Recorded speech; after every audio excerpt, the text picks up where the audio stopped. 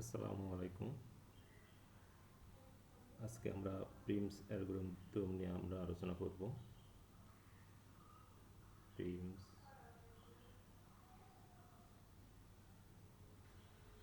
Prim's algorithm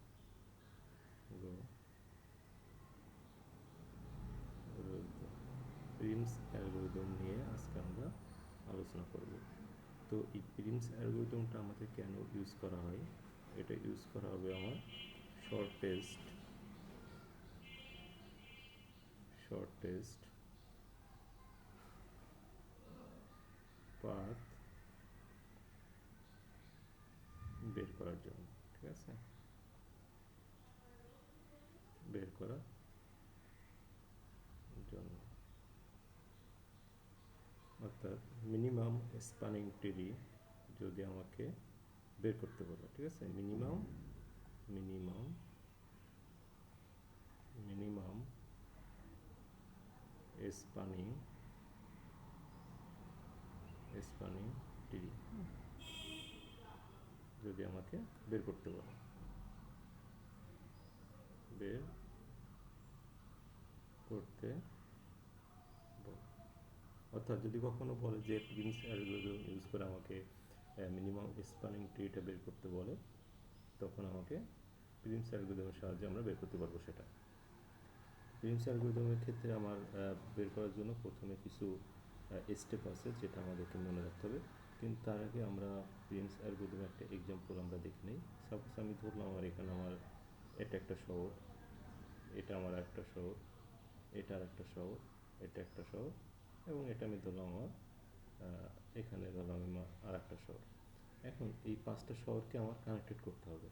ঠিক আছে, এখন এই পাঁচটা শহরকে যদি আমি একে অপরের সাথে যদি কানেক্টেড করতে চাই, তো সেটা কীভাবে করতে পারি?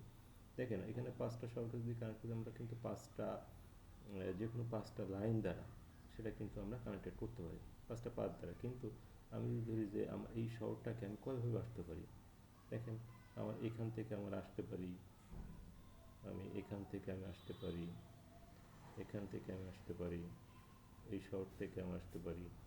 আমি কিন্তু বিভিন্ন শহর থেকে কিন্তু আমি আমার মেইন যে শহর সেখানে আমি আসতে পারি।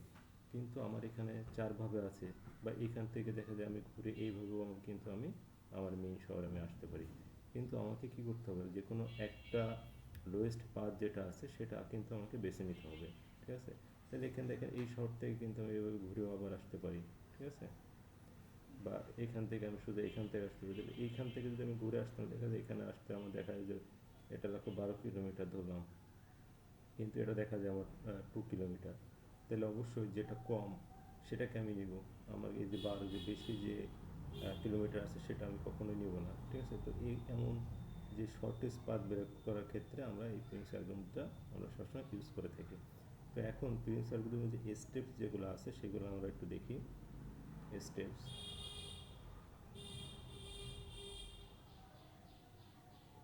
স্টেপসগুলো আমরা একটু দেখে নিই।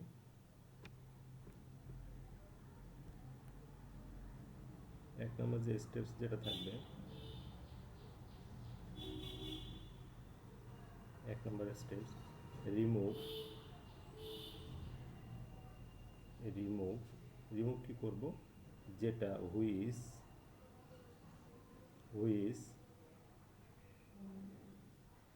Age value is highest. অর্থাৎ আমি সেই এজটাকে রিমুভ করব যে রিমুভের এজটা আমার বেশি থাকবে। ঠিক আছে, remove all the all the parallel all the প্যারা remove all the parallel is and all the loops অর্থাৎ যদি আমার প্যারালাল এস থাকে অনেকগুলো, তাহলে যেটার হাইস্ট যেটা থাকবে এস সেটার আমি রিমুভ করে দেবো, এবং যদি লুপ থাকে সেটাকে আমি রিমুভ করে দেবো। এটা হচ্ছে প্রিন্স অ্যালগরিদমের 1 নম্বর কন্ডিশন। 2 নম্বর কন্ডিশন আমার কী থাকবে, 2 নম্বর কন্ডিশনে থাকবে আমার choose choose a vertex as root node অর্থাৎ এখানে যে কোনো একটা ভার্টেক্সকে আমাকে রুট নোড হিসেবে কনসিডার করতে হবে। দেখে 5টা আমার ভার্টেক্স আছে, যে কোনোকে আমি একটা রুট নোড হিসেবে কনসিডার করবো, যে কোনো একটা ধরলেই আমার হবে এখানে। ঠিক আছে, 3 নাম্বার যেটা কন্ডিশন, চেক আউটগোয়িং এস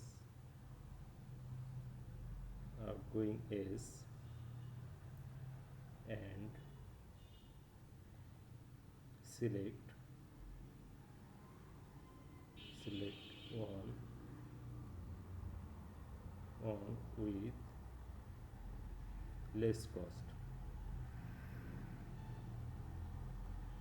অর্থাৎ এখানে যদি আমি চিন্তা করি যে আমার এখানে যেটা আছে, আমার এখানে এটা একটা আমি রুট নোড ধরলাম, ঠিক আছে, এই রুট নোড থেকে আমার এটা আমি ধরলাম রুট নোড, এই রুট নোড থেকে আমার এখানে আসতে আছে এই ক্ষেত্রে আমার কস্ট হবে, এখানে পথ হচ্ছে 2 কিলোমিটার, এই 2 কিলোমিটার আসতে দেওয়া আমার কস্ট হয়তো ধরলাম আমি যে 10। আবার এখানে 12 কিলোমিটার আমার রাস্তা আসতে দেখা যাচ্ছে আমার এখানে কষ্ট হচ্ছে আমার 100। ঠিক আছে, তাহলে অবশ্যই আমি এই মেইন যে শহর আমার যেটা আছে, মেইন শহর, এখানে আসতে আমি অবশ্যই আমার কি করব, আমার যে কস্ট যে 10 লোয়েস্ট কস্ট এটাকে নিব। আমি অবশ্যই এই 12 যে কিলোমিটার হতে 100 যে কস্ট আছে এটা আমি কখনো নেব না, অর্থাৎ সবচেয়ে কম যে কস্ট আছে সেটাকে আমি কনসিডার করব।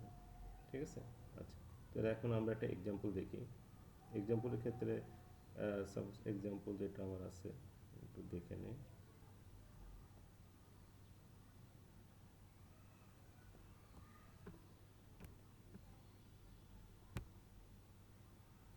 এক্সাম্পলের ক্ষেত্রে আমি একটা ড্র করে নিই। এখানে হচ্ছে আমার বি ভার্টেক্স, ঠিক আছে, বি ভার্টেক্স, এখানে আমার এ ভার্টেক্সের সাথে কানেক্টেড, এ ভার্টেক্স আবার ই ভার্টেক্সের সাথে কানেক্টেড, ই ভার্টেক্স সরি এটা এফ ভার্টেক্স হবে, এফ ভার্টেক্স এটা,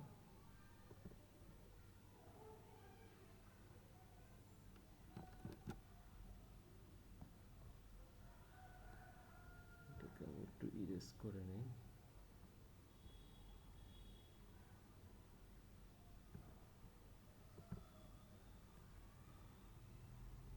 এটা হলো আমার এফ ভার্টেক্স,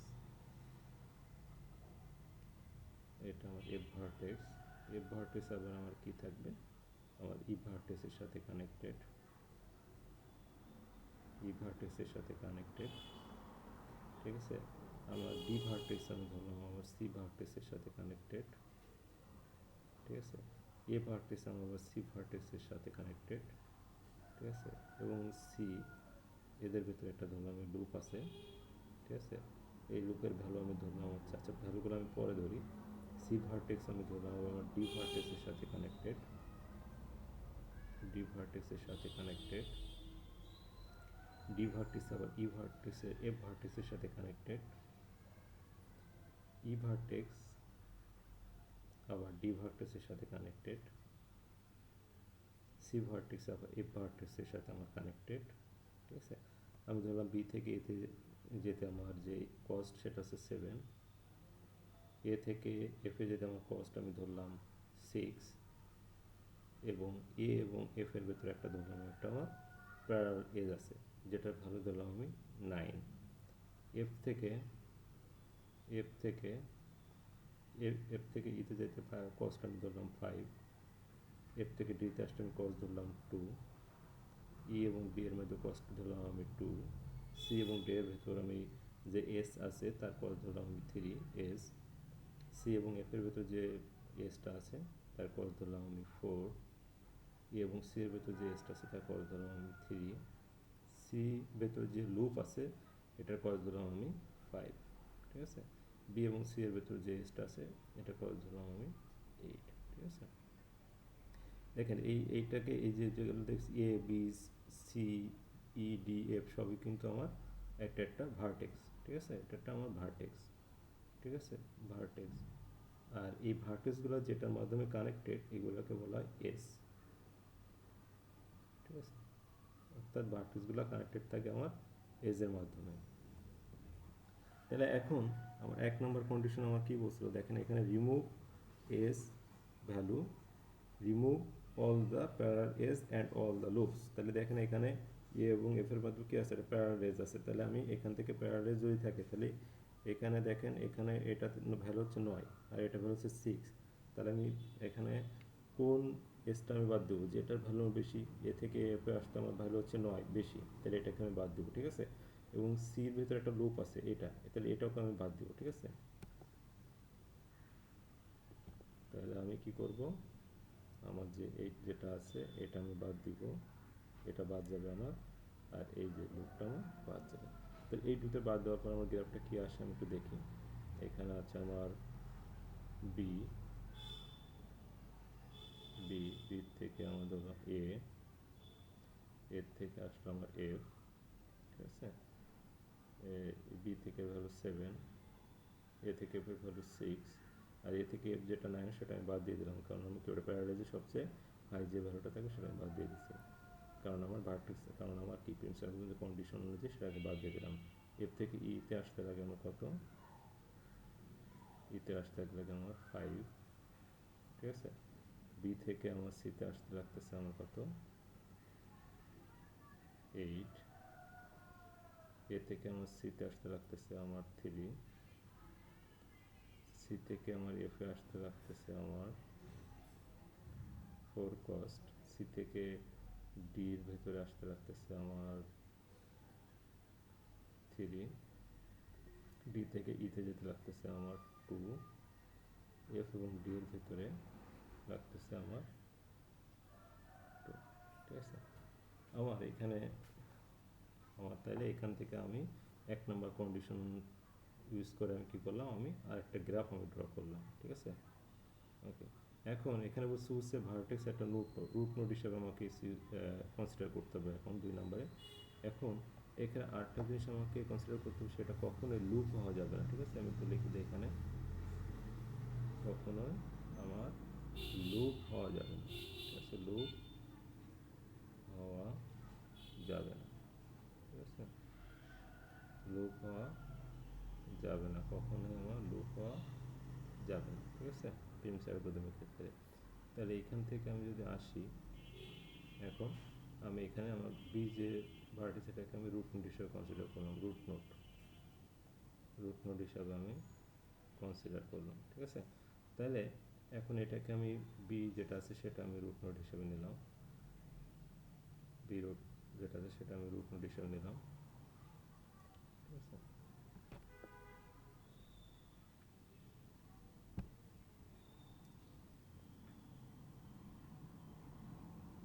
যেটা আছে আমি সেটাকে রুট নোড হিসাবে নিলাম, এটা বি রুট আছে রুট নোড। তাহলে বি থেকে দেখেন আমার কোথায় যাওয়া যাবে, বি থেকে আমি এতে যেতে পারি, বি থেকে আমি সিতে যেতে পারি। তাহলে আমি কোথায় যাব দেখেন, এখানে আমি একটু আরেকটা জিনিস আমি এখানে একটু লিখে নেই, এখানে একটু ছোটো করে আমি লিখে নেই, এখানে লিখে আমার বি থেকে যদি আমি এতে যাই সেক্ষেত্রে আমার লাগতেছে কত, 7, বি থেকে যদি আমি সিতে যাই লাগতেছে আমার কত, 8, ঠিক আছে। আবার এ থেকে যদি আমি সিতে যাই সেক্ষেত্রে লাগতেছে আমার 3, ঠিক আছে। আবার এ থেকে যদি আমি এফে যাই সেক্ষেত্রে লাগতেছে আমার 6, ঠিক আছে। সি থেকে যদি আমি এফে যাই সেক্ষেত্রে লাগতেছে আমার কত, 4, সি থেকে যদি ডিতে যাই সেক্ষেত্রে লাগতেছে আমার 3, এফ থেকে ডিতে গেলে আমার লাগতেছে কত, 2, ই থেকে এফে গেলে আমার লাগতেছে কত, ইতে এফে গেলে আমার লাগতেছে 5, ই থেকে এফ বা এফ থেকে একই কথা, হ্যাঁ, এফ থেকে ডিতে গেলে, এফ থেকে ডিতে অলরেডি গেছি, ই থেকে আমি ধরলাম ডিতে যেতে লাগতেছে আমার 2, ই থেকে ডি বা এখানে ই থেকে ডি বা ডি থেকে ই সেম কথা। তাহলে এখানে আমার বি রুট নোট যেটা আছে সেটা আসলো।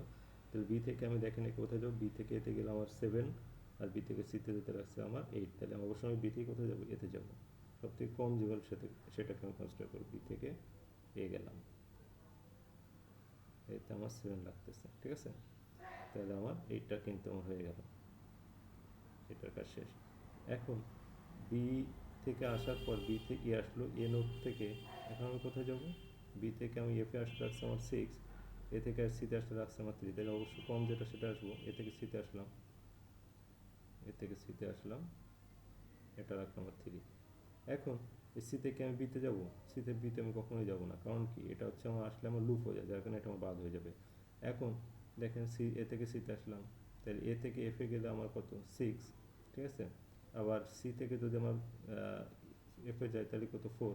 আবার সি থেকে ডিতে গেলে কত, আমার 3। তাহলে এখানে কম যেটা সেটা আমি যাবো সি থেকে আমার ডি, তাহলে যেটা কম,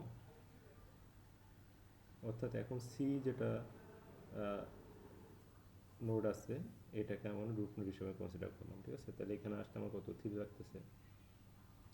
এখন ডি থেকে দেখেন, ডি থেকে আমার এফ গেলেও 2 কস্ট, আবার ডি থেকে আমার ইতে গেলেও আমার 2 কস্ট। তাহলে আমি সাপোজ ডি থেকে কোথায় গেলাম, ডি থেকে আমি সাপোজ আমি ডি থেকে আমি সাপোজ আমি এফে গেলাম 2 কস্ট, ঠিক আছে। আবার ডি থেকে দেখেন কোথায় যাওয়া যায়, ইতেও যায়। যদি ইতে যায় তাহলে তো আমার লুপ হয় না, তার মানে কি আমি এখানেও আমি যেতে পারবো, আমার কোনো সমস্যা নাই, ঠিক আছে। এটা গেলাম।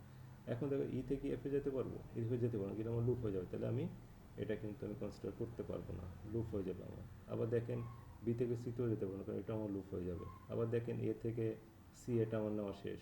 সি থেকে ডি, এটার কাজ আমার শেষ, এটার কাজ আমার শেষ, এটার কাজ আমার শেষ। এখন কি বাকি থাকে আমার, সি থেকে এফ। তাই সি থেকে আমি এফ নিতে পারবো, সি থেকে এফ আমি নিতে পারবো না, কারণ লুপ হয়ে যায়, তাহলে এটা বাদ আমার, ঠিক আছে। কখনো লুপ হওয়া যায় না। এ থেকে এফ আমি যেতে পারবো, এ থেকে এফ আমি যেতে পারবো না, কারণ আমার এটা লুপ হয়ে যায়, তাহলে এটাও বাদ। দেখেন তো আর প্রত্যেকটা এজ এবং প্রত্যেকটা কিন্তু ভার্টেক্স আমার কি ভিজিটেড হয়ে গেছে। তাহলে এখন এই যেটা পেলাম আমি, এইটা হলো আমার মিনিমাম স্প্যানিং ট্রি। তার মানে কি, আমি যদি প্রত্যেকটা ভার্টেক্স যদি আমি সার্কেল প্রত্যেকটা ভার্টেক্স ভিজিটেড করতে থাকি, তাহলে এই পথটা যদি আমি ফলো করি, তাহলে কম খরচে আমার ঘুরতে পারবো, আমি শর্টেস্ট পাথ, ঠিক আছে এটা। তাহলে এখানে টোটাল কস্ট যদি তাহলে আমি হিসাব করি, তাহলে টোটাল কস্ট আমার কত আসতেছে, total cost 7 plus 3 plus 3 plus 2, 3 plus 2 plus D থেকে ইতে যেতে আমার লাগছিল কত, 2, এটা 2, ঠিক আছে। তাহলে এখানে 7 আর 3 10 13, 13 হচ্ছে 17, ঠিক আছে, 70। তাহলে এটা হলো আমার মিনিমাম স্প্যানিটি এবং টোটাল কস্ট হলো 17 ইউনিট, ঠিক আছে, ইউনিট। তো এটাই ছিল আমার আজকে প্রিমস অ্যালগরিদমের ক্লাস। সবাইকে অসংখ্য ধন্যবাদ।